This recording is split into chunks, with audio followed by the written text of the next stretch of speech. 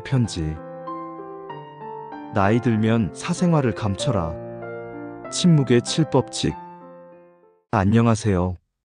다산 정약용의 편지입니다. 세상에는 두 종류의 사람이 있습니다. 나이가 들수록 더 많이 말하는 사람과 더 적게 말하는 사람. 어떤 사람이 더 존경받고 더 평안하게 살아갈까요? 18년간의 유배 생활을 견뎌낸 정약용은 침묵의 놀라운 힘을 발견했습니다. 그는 억울한 일을 당했지만 변명하지 않았고 세상의 부조리를 보았지만 성급하게 비판하지 않았습니다. 대신 그 모든 에너지를 학문으로 승화시켜 500권이 넘는 불멸의 저작을 남겼습니다. 정약용이 깨달은 것은 무엇일까요? 바로 진정한 힘은 말하는 것이 아니라 말하지 않는 데서 나온다는 진리였습니다. 오늘날 SNS와 각종 모임에서 자신의 모든 것을 드러내려는 시대, 정약용의 지혜는 더욱 빛을 발합니다. 특히 인생의 황혼기에 접어든 시니어들에게 현명한 침묵은 평안과 존경을 동시에 가져다주는 가장 강력한 무기가 됩니다. 그렇다면 무엇을 침묵으로 지켜야 할까요? 정약용이 전하는 7가지 침묵의 법칙을 함께 살펴보겠습니다. 첫 번째 침묵은 자녀의 상처를 보호하라입니다. 자녀는 부모의 심장입니다. 그들이 아프면 부모도 함께 아프고 그들이 넘어지면 부모도 함께 무너집니다. 이는 부모라면 누구나 겪는 자연스러운 일입니다. 하지만 여기서 현명함과 어리석음이 갈립니다. 어리석은 부모는 자녀의 아픔을 세상에 털어놓으며 위로를 구합니다. 현명한 부모는 그 아픔을 가슴 깊이 묻어두고 조용히 자녀를 감쌉니다. 왜 그럴까요? 세상 사람들의 동정 어린 시선 속에는 은밀한 우월감이 숨어 있기 때문입니다. 우리 집은 저렇지 않아서 다행이야라는 안도감 말입니다. 당신의 아픔이 그들의 위안거리가 되는 순간 자녀의 상처는 배가 되어 돌아옵니다. 정약용은 자신의 가문이 당한 치욕을 결코 세상에 하소연하지 않았습니다. 18년간의 유배 생활 동안 단 한 번도 억울함을 호소하지 않았습니다. 대신 묵묵히 학문에 정진하며 후세에 남을 업적을 쌓아갔습니다. 현대 사회에서는 힐링이나 소통이라는 이름으로 모든 감정을 나누어야 한다는 분위기가 있습니다. 하지만 모든 고통을 나눈다고 해서 해결되는 것은 아닙니다. 오히려 부정적인 에너지가 전염되어 주변 사람들까지 우울하게 만들 수 있습니다. 특히 죽음에 대한 두려움이나 무력감, 인생의 허무함 같은 실존적 고민들은 아무나 들어줄 수 있는 이야기가 아닙니다. 이런 깊은 주제들은 전문적인 상담이나 종교적 성찰을 통해 해결해야 합니다. 가족들에게도 이런 무거운 감정들을 모두 털어놓는 것은 신중해야 합니다. 자녀들은 부모의 고통을 보며 무력감을 느끼고 죄책감에 시달릴 수 있습니다. 배우자 역시 같은 상황에 있기 때문에 서로의 불안을 증폭시킬 수 있습니다. 그렇다고 이런 감정들을 무조건 억압하라는 것은 아닙니다. 일기를 쓰거나 명상을 하거나 종교적 활동을 통해 스스로 정화하는 방법을 찾으십시오. 전문 상담사나 목회자, 승려 같은 전문가의 도움을 받는 것도 좋습니다. 정약용은 고독한 밤에 혼자 별을 보며 우주의 이치를 깨닫는 것이 천명과 함께 떠드는 것보다 낫다고 했습니다. 내면의 고통은 혼자서 직면하고 극복할 때 비로소 진정한 성장이 일어납니다. 이런 깊은 고통을 겪으면서도 밖으로는 평온한 모습을 유지하는 것, 그것이야말로 진정한 노년의 품격입니다. 자신의 어둠을 스스로 품고 갈 수 있는 사람이 되어야 합니다. 두 번째 침묵은 경제적 현실을 숨겨라입니다. 노후의 가장 큰 불안은 경제적 어려움입니다. 평생 모은 재산이 의료비로 사라지고 예상보다 많은 생활비가 들고 물가는 계속 오르는데 연금은 충분하지 않습니다. 이런 상황에서 누군가에게 하소연하고 싶은 마음이 굴뚝 같을 것입니다. 하지만 경제적 어려움을 드러내는 순간 당신은 사회적 약자가 됩니다. 우리 사회에서 경제력은 곧 발언권이고 경제적 여유는 곧 사회적 지위입니다. 당신이 경제적 어려움을 토로하는 순간 사람들은 당신을 다르게 보기 시작합니다. 예전과 같은 존경을 받지 못하고 조언을 해도 귀담아 듣지 않으며 만남의 자리에서도 소외됩니다. 더욱 안타까운 것은 경제적 어려움을 아는 사람들이 도움을 주기보다는 거리를 두려 한다는 것입니다. 혹시 도움을 요청받을까봐, 혹시 빌려달라고 할까봐 미리 피하는 것입니다. 결국 하소연을 통해 얻고자 했던 위로는커녕 더 큰 고립감만 얻게 됩니다. 정약용은 백성은 가난보다 불공정한 것에 더 분노한다고 했습니다. 사람들은 가난 자체보다 가난한 사람이 받는 차별에 더 민감합니다. 경제적 어려움이 있다면 먼저 정확한 현황 파악부터 하십시오. 감정적으로 접근하지 말고 냉정하게 숫자로 파악하십시오. 그래야 현실적인 해결책을 찾을 수 있습니다. 가족 내에서만 의논하십시오. 자녀들과 솔직하게 상황을 공유하고 함께 해결책을 찾으십시오. 자존심 때문에 숨기지도 말고 체면 때문에 과장하지도 마십시오. 정부의 복지제도나 사회보장제도도 적극 활용하십시오. 기초연금, 의료급여, 주거급여 등 다양한 지원 제도가 있습니다. 당신이 평생 세금을 내며 만들어 놓은 제도입니다. 하지만 이웃이나 친구들에게는 절대 구체적인 어려움을 드러내지 마십시오. 요즘 물가가 많이 올랐네요. 정도의 일반적인 이야기는 괜찮지만 심각한 상황은 절대 말하지 마십시오. 경제적 어려움을 숨기면서도 생활의 질을 유지하는 방법이 있습니다. 외식 횟수를 줄이는 대신 집에서 정성스럽게 요리해 보십시오. 비싼 옷 대신 가지고 있는 옷을 잘 관리해서 입으십시오. 이런 변화들을 긍정적으로 받아들이고 새로운 생활 방식을 즐겨보십시오. 무엇보다 중요한 것은 경제적 어려움 때문에 자신을 비하하지 않는 것입니다. 인간의 존엄성과 가치는 경제력과는 별개의 문제입니다. 세 번째 침묵은 건강 염려를 과도하게 드러내지 마라입니다. 나이가 들면 자연스럽게 몸 여기저기에 이상이 생깁니다. 관절이 아프고 소화가 안 되고 잠도 잘 오지 않습니다. 혈압이나 당뇨 같은 만성질환도 생기고 시력이나 청력도 떨어집니다. 이런 증상들을 비슷한 나이의 사람들과 나누며 위로받고 싶어 하는 것은 자연스러운 일입니다. 하지만 건강 문제를 너무 자주, 너무 자세히 이야기하는 것은 위험합니다. 사람들은 처음에는 걱정해주고 위로해주지만 시간이 지나면 지겨워합니다.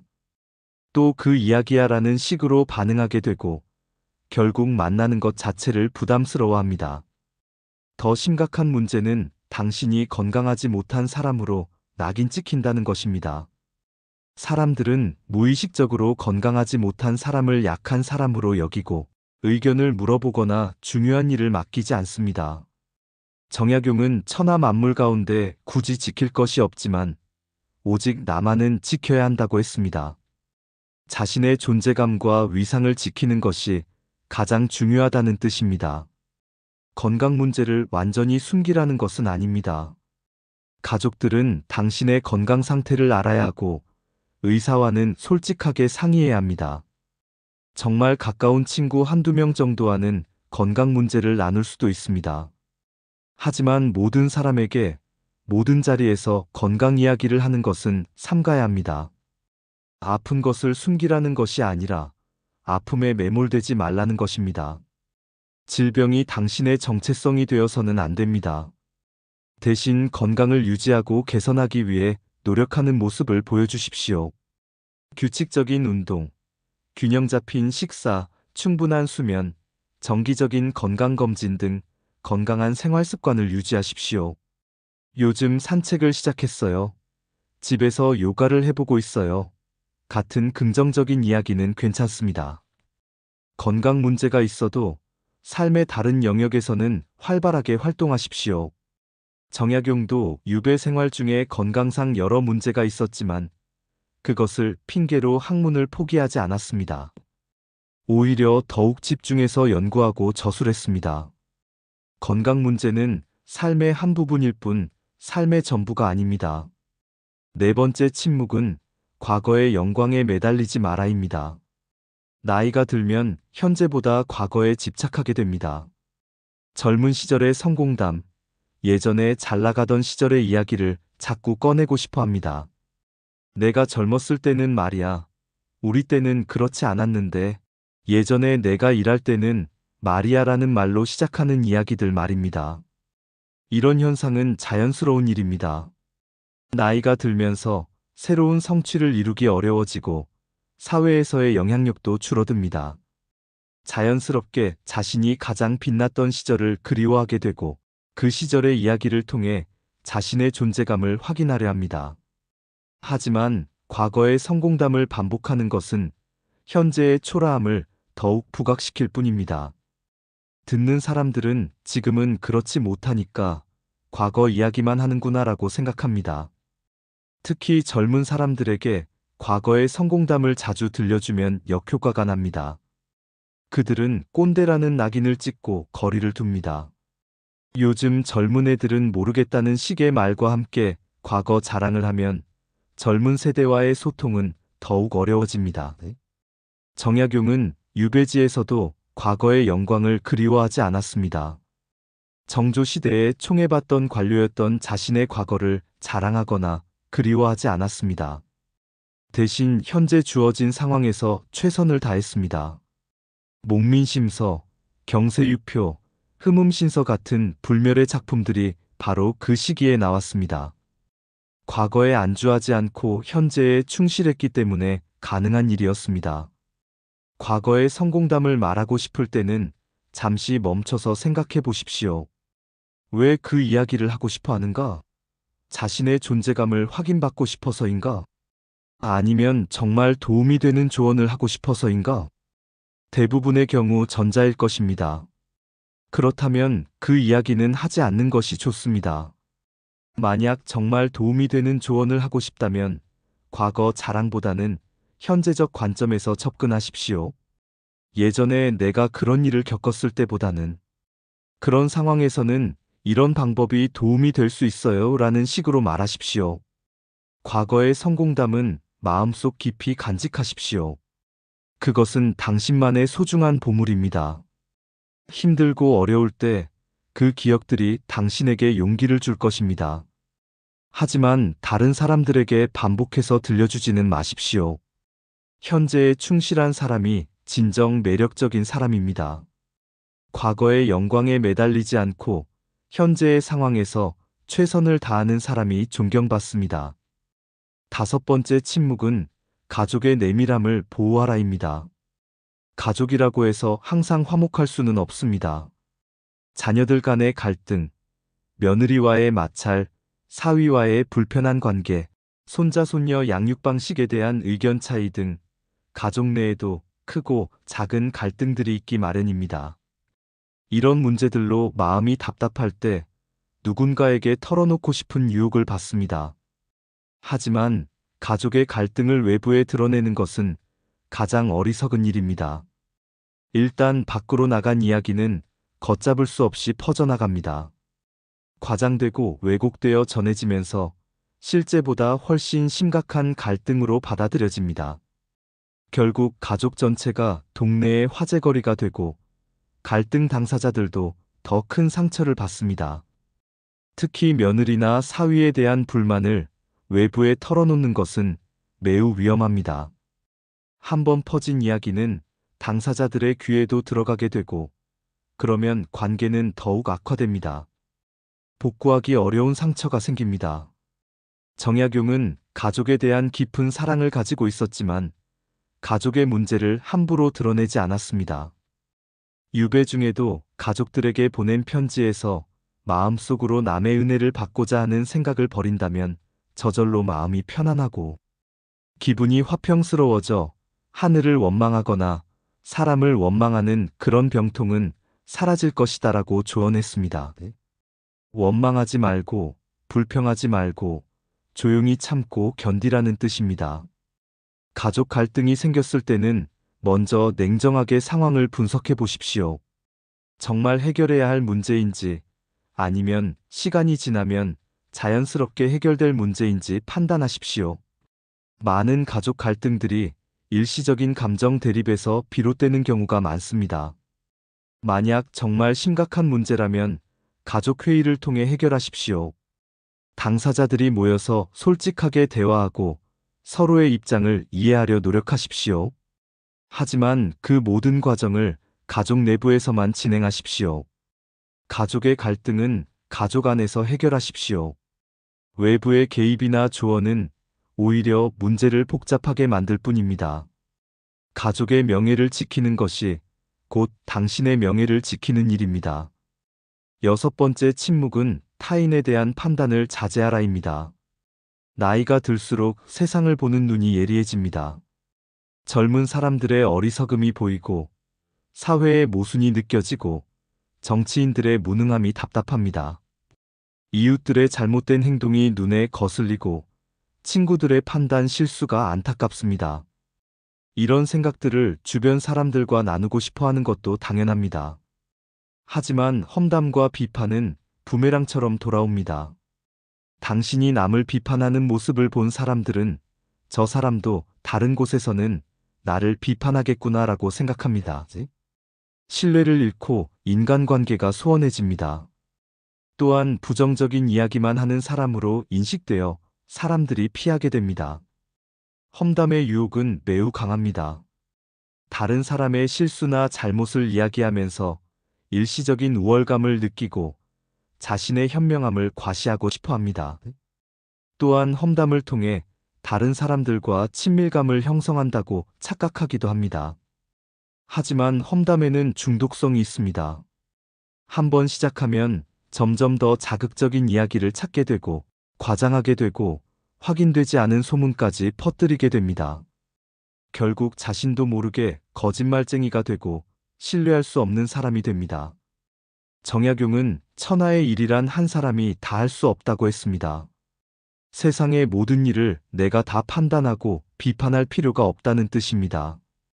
다른 사람의 잘못을 지적하기보다는 자신의 삶에 집중하는 것이 더 현명합니다.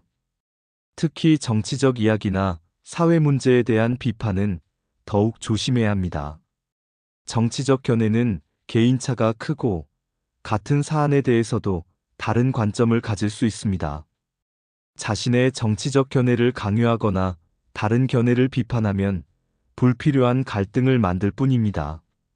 비판하고 싶은 마음이 들 때는 잠시 멈춰서 생각해 보십시오. 그 비판이 정말 필요한 것인지, 그 말을 하고 나서 어떤 결과가 있을지 신중하게 판단하십시오. 대부분의 경우 침묵이 더 좋은 선택입니다. 만약 정말 문제가 있다고 생각되는 상황이라면 비판보다는 건설적인 제안을 하십시오. 저 사람은 틀렸어 보다는 이런 방법은 어떨까요? 라는 식으로 접근하십시오. 또한 다른 사람의 험담에 동조하지도 마십시오. 누군가 다른 사람의 험담을 시작하면 적당히 화제를 돌리거나 자리를 피하십시오. 그런 이야기는 하지 맙시다라고 정중하게 거절할 용기도 필요합니다. 대신 긍정적인 이야기를 하십시오. 다른 사람의 장점을 찾아서 칭찬하고 좋은 일들을 나누고 희망적인 전망을 이야기하십시오. 그러면 사람들이 당신과 함께 있을 때 기분이 좋아지고 더 가까워지려 할 것입니다. 일곱 번째 침묵은 내면의 고통과 두려움을 숨겨라입니다. 나이가 들수록 마음속 깊은 곳에는 말할 수 없는 고통들이 쌓입니다. 죽음에 대한 두려움, 치매에 대한 불안, 홀로 남겨질 것에 대한 걱정, 인생의 의미에 대한 회의, 이런 실존적 고민들은 노년기에 누구나 겪는 자연스러운 감정입니다. 하지만 이런 깊은 내면의 고통을 함부로 드러내는 것은 위험합니다. 듣는 사람들에게 무거운 부담을 주고 자신도 더욱 우울한 늪에 빠질 수 있기 때문입니다. 정약용은 18년의 유배 기간 동안 얼마나 많은 절망과 고통을 겪었을까요? 가족과 떨어져 지내는 외로움, 정치적 패배에 대한 좌절, 미래에 대한 불확실성, 그럼에도 불구하고 그는 이런 내면의 어둠을 세상에 드러내지 않았습니다. 대신 그 고통을 학문으로 승화시켰습니다. 심경밀엄이라는 저술에서 그는 마음의 고통은 혼자서 감내해야 할 몫이다. 그것을 다른 사람에게 전가하는 것은 또 다른 고통을 만들어낼 뿐이다라고 했습니다. 침묵이 만드는 진정한 힘은 무엇일까요? 정약용이 18년의 유배 생활을 견딜 수 있었던 것은 무엇보다 침묵의 힘을 알고 있었기 때문입니다. 그는 억울한 일을 당했지만 하소연하지 않았고, 적들에게 복수하고 싶었지만 참았고, 세상의 부조리를 보았지만 성급하게 비판하지 않았습니다. 대신 그 모든 감정과 생각을 학문으로 승화시켰습니다. 침묵은 단순히 말하지 않는 것이 아닙니다. 때로는 말보다 강한 힘을 가집니다. 침묵은 존경을 불러일으키고 신뢰를 쌓아주며 내면의 평화를 가져다 줍니다. 특히 나이가 들수록 침묵의 가치는 더욱 빛납니다. 젊은 시절에는 모든 것을 표현하고 싶어 했지만 이제는 선택해야 할 때입니다. 무엇을 말할지가 아니라 무엇을 말하지 않을지를 결정하는 것이 더 중요합니다. 말하고 싶은 충동을 이기고 침묵을 지킬 때 비로소 진정한 어른다움을 갖게 됩니다. 침묵에는 여러 종류가 있습니다. 모르는 것에 대한 침묵, 확실하지 않은 것에 대한 침묵, 남을 해칠 수 있는 말에 대한 침묵, 불필요한 것에 대한 침묵, 시기상조인 것에 대한 침묵. 이 모든 침묵들이 당신을 더 지혜로운 사람으로 만들어줄 것입니다. 특히 감정적으로 격해져 있을 때의 침묵이 중요합니다. 화가 나거나 슬프거나 실망했을 때 하는 말들은 대부분 후회하게 됩니다. 그런 때일수록 더욱 조심해서 말하거나 아예 말하지 않는 것이 좋습니다. 정약용은 마음이 흔들렸다면 한 걸음 물러서 자신을 바라보라. 그것만으로 어지러움이 잦아들 것이다 라고 했습니다. 침묵은 이런 성찰의 시간을 만들어줍니다. 말하기 전에 생각하고 행동하기 전에 숙고하게 만듭니다. 침묵을 통해 다른 사람의 말을 더 잘 들을 수 있습니다. 말하기에 급급하지 않고 상대방의 이야기에 집중할 수 있습니다. 그러면 더 깊은 관계를 맺을 수 있고 더 많은 것을 배울 수 있습니다. 또한 침묵은 미스터리와 매력을 만들어냅니다. 모든 것을 다 보여주고 다 말하는 사람보다는 적당한 신비로움을 가진 사람이 더 흥미롭습니다. 침묵하는 사람의 말은 더 무게가 있고 더 주목받습니다. 하지만 침묵이 소통의 단절을 의미하는 것은 아닙니다. 필요할 때는 말해야 하고 중요한 일에는 목소리를 내야 합니다. 침묵과 발언의 균형을 잘 맞추는 것이 지혜입니다. 사생활을 감추고 침묵을 지키는 것은 소극적인 삶을 살라는 뜻이 아닙니다. 오히려 더 적극적으로 삶을 경영하라는 의미입니다. 불필요한 에너지 소모를 줄이고 진정 중요한 일에 집중하라는 것입니다. 많은 사람들이 불필요한 말들 때문에 에너지를 낭비합니다. 하소연하고 험담하고 비판하고 과거 자랑을 하느라 정작 중요한 일들을 놓칩니다. 그런 시간과 에너지를 더 의미 있는 일에 사용한다면 삶이 훨씬 풍요로워질 것입니다. 내면의 평화를 지키는 방법은 무엇일까요? 정약용은 내 마음의 평화가 가장 소중하다고 강조했습니다. 다른 사람들의 시선에 흔들리지 말고 남들의 평가에 연연하지 말라는 뜻입니다. 사생활을 드러내고 싶은 유혹, 하소연하고 싶은 충동, 비판하고 싶은 욕구가 생겼을 때 잠시 멈춰서십시오. 그리고 스스로에게 물어보십시오. 이 말을 하고 나면 내 마음이 정말 편해질까? 아니면 더 복잡해질까? 대부분의 경우 침묵이 더 큰 평화를 가져다 줄 것입니다. 마음의 평화는 외부에서 주어지는 것이 아니라 내부에서 만들어가는 것입니다. 다른 사람들이 어떻게 생각하든 세상이 어떻게 돌아가든 내 마음만은 평안하게 지킬 수 있습니다. 그것이 바로 침묵의 힘입니다. 평화로운 마음을 가진 사람은 다른 사람들에게도 평화를 전해줍니다. 침착하고 안정된 에너지가 주변 사람들을 편안하게 만듭니다. 그런 사람 곁에 있으면 마음이 차분해지고 생각이 정리됩니다. 반대로 항상 불평하고 험담하는 사람 곁에 있으면 마음이 어수선해집니다. 부정적인 에너지가 전염되어 자신도 모르게 우울해지고 화가 납니다. 그런 사람들은 결국 혼자 남게 됩니다. 당신이 어떤 사람이 되고 싶은지 선택하십시오. 평화를 주는 사람이 될 것인지, 어수선함을 만드는 사람이 될 것인지. 그 선택은 당신의 말과 침묵에서 시작됩니다. 사생활을 감춘다고 해서 사람들과 거리를 두라는 뜻은 아닙니다. 오히려 더 깊고 의미 있는 관계를 만들어가라는 의미입니다. 표면적인 정보를 주고받는 관계가 아니라 진정한 마음을 나누는 관계 말입니다. 깊은 관계는 많은 말에서 나오지 않습니다. 서로를 이해하고 존중하는 마음에서 나옵니다. 상대방의 말을 경청하고, 상대방의 감정에 공감하고, 상대방의 입장을 이해하려 노력할 때 진정한 관계가 만들어집니다. 또한 신뢰할 수 있는 사람이 되어야 합니다. 다른 사람의 비밀을 지켜주고, 험담에 동조하지 않고, 약속을 지키고, 일관된 모습을 보여줄 때 사람들이 당신을 신뢰합니다. 그런 신뢰가 쌓이면 정말 어려울 때 도움을 받을 수 있고, 기쁠 때 함께 나눌 수 있는 사람들이 생깁니다. 가까운 사람 몇 명과는 깊은 이야기를 나눌 수도 있습니다. 하지만 그것도 신중하게 선택해야 합니다. 정말 신뢰할 수 있는 사람인지, 비밀을 지켜줄 수 있는 사람인지, 진심으로 당신을 위하는 사람인지 확인해야 합니다. 그리고 그런 깊은 대화도 적절한 선을 지켜야 합니다. 모든 것을 다 털어놓을 필요는 없습니다. 상대방도 부담스러워할 수 있고 관계가 오히려 어색해질 수도 있습니다. 조금씩 천천히 상대방의 반응을 보면서 마음을 열어가십시오. 무엇보다 일방적인 관계가 되지 않도록 주의하십시오. 자신의 이야기만 하고 상대방의 이야기는 듣지 않는다면 그것은 친구가 아니라 상담사를 찾는 것입니다.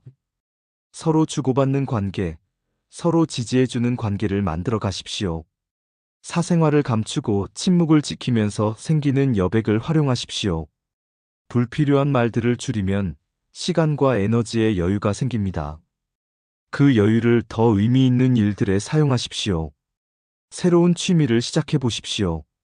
책을 읽고, 그림을 그리고, 음악을 듣고, 산책을 하고, 정원을 가꾸어 보십시오. 몸과 마음에 좋은 활동들을 찾아서 해보십시오. 나이가 들어서도 새로운 것을 배우고 경험할 수 있습니다. 사회적 활동에도 참여해 보십시오. 자원봉사, 종교활동, 동호회 활동 등을 통해 새로운 사람들을 만나고 새로운 경험을 쌓으십시오. 자신의 경험과 지혜를 다른 사람들과 나누는 것도 의미 있는 일입니다. 가족과의 시간도 더 소중하게 만들어 가십시오. 손자, 손녀들과 함께하는 시간, 자녀들과 나누는 대화, 배우자와의 산책 등을 통해 가족 관계를 더욱 돈독하게 만들어 가십시오. 이런 시간들이 인생의 진정한 보물입니다. 자신만의 성찰 시간도 가지십시오. 하루를 되돌아보고 감사할 일들을 찾아보고 내일의 계획을 세워보십시오. 일기를 쓰거나 명상을 하는 것도 좋습니다. 이런 시간들이 내면의 평화를 만들어줍니다. 노년의 진정한 가치는 무엇일까요? 노후는 인생의 마지막 계절입니다. 봄에 씨를 뿌리고, 여름에 가꾸고, 가을에 수확한 것들을 조용히 정리하는 시간입니다. 이 시기에 가장 중요한 것은 마음의 평안입니다. 그 평안은 침묵에서 나옵니다. 정약용은 그는 인생의 마지막 순간까지도 과거를 원망하거나 현실을 한탄하지 않았습니다. 주어진 현실을 받아들이고 조용히 감사하는 마음으로 생을 마감했습니다. 그는 평생 천하 만물 가운데 굳이 지킬 것이 없지만 오직 나만은 지켜야 한다는 신념을 지켰습니다. 자신의 품격을 지키고 자신의 신념을 지키고 자신의 내면의 평화를 지켰습니다. 그 결과 후세에 길이 남을 업적을 남길 수 있었습니다. 당신도 그런 노후를 맞이하십시오. 사생활을 현명하게 관리하고 불필요한 말들을 삼가며 마음의 평화를 지켜나가십시오. 그것이 진정 지혜로운 어른의 모습입니다. 우리의 삶은 진실과 신중함의 균형이 필요합니다. 사생활을 감춘다는 것은 거짓된 삶을 살라는 뜻이 아닙니다. 진실하되 신중하라는 것입니다. 솔직하되 분별 있게 하라는 것입니다. 모든 진실을 모든 사람에게 말할 필요는 없습니다. 때와 장소와 상대를 가려서 말하십시오. 침묵은 공허함이 아니라 충만함입니다. 말하지 않음으로써 더 큰 것을 얻을 수 있습니다. 드러내지 않음으로써 더 깊은 존경을 받을 수 있습니다. 정약용이 보여준 것처럼 진정한 강함은 참음에서 나오고 진정한 지혜는 침묵에서 피어납니다. 당신이 남길 유산이 무엇인지 생각해 보십시오. 재산이나 명예가 아니라 품격과 지혜를 남기고 싶지 않습니까? 후대 사람들이 당신을 기억할 때 참 품격 있는 분이셨다, 지혜로운 어른이셨다라고 말하게 하고 싶지 않습니까? 그런 유산은 화려한 말이나 과시된 행동에서 나오지 않습니다. 조용하고 꾸준한 품격, 일관된 신념, 변치 않는 원칙에서 나옵니다. 그리고 그 모든 것들은 현명한 침묵 속에서 빛을 발합니다. 정약용은 죽기 전 자녀들에게 한양을 벗어나는 순간 기회는 사라지니 무슨 일이 있어도 한양에서 버텨라고 당부했습니다. 현실을 정확히 파악하고 실용적인 조언을 남긴 것입니다. 감상적인 말이나 과거에 대한 원망이 아니라 미래를 위한 실질적인 지혜를 전한 것입니다. 당신도 그런 유산을 남기십시오. 자녀들과 손자손녀들에게 현명한 침묵의 가치를 보여주십시오. 말로 가르치려 하지 말고 행동으로 보여주십시오. 그들이 당신의 모습을 보면서 자연스럽게 배우게 하십시오. 이제 당신도 그 길을 걸어가십시오. 사생활을 지혜롭게 감추고 말보다는 행동으로, 드러냄보다는 간직함으로 살아가십시오. 그때 비로소 당신의 노후는 진정 아름다운 황혼이 될 것입니다. 침묵은 단순한 소극성이 아닙니다. 깊이 있는 적극성입니다. 불필요한 것을 버리고 진정 중요한 것을 선택하는 지혜입니다. 세상의 소음 속에서도 자신만의 평화를 지켜내는 강인함입니다. 정약용이 18년의 유배를 견뎌내고 불멸의 업적을 남길 수 있었던 것은 바로 이런 침묵의 힘 때문이었습니다. 그는 말하지 않음으로써 더 깊이 생각할 수 있었고, 드러내지 않음으로써 더 집중할 수 있었고, 하소연하지 않음으로써 더 강해질 수 있었습니다. 당신의 노년도 그렇게 만들어 가십시오.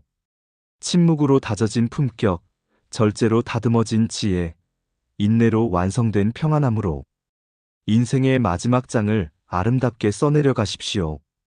그것이 바로 정약용이 우리에게 전하는 가장 소중한 가르침입니다.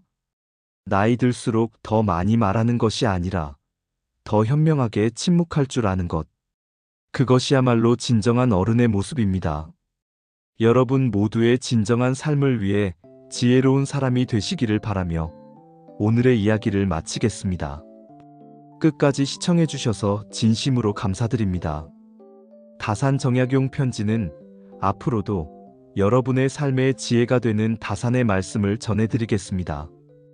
오늘 편지가 여러분에게 조금이라도 도움이 되었다면 구독과 좋아요 부탁드리겠습니다. 아울러 여러분 마음에 작은 울림이라도 있었다면 감동입니다라는 댓글 부탁드립니다. 감사합니다.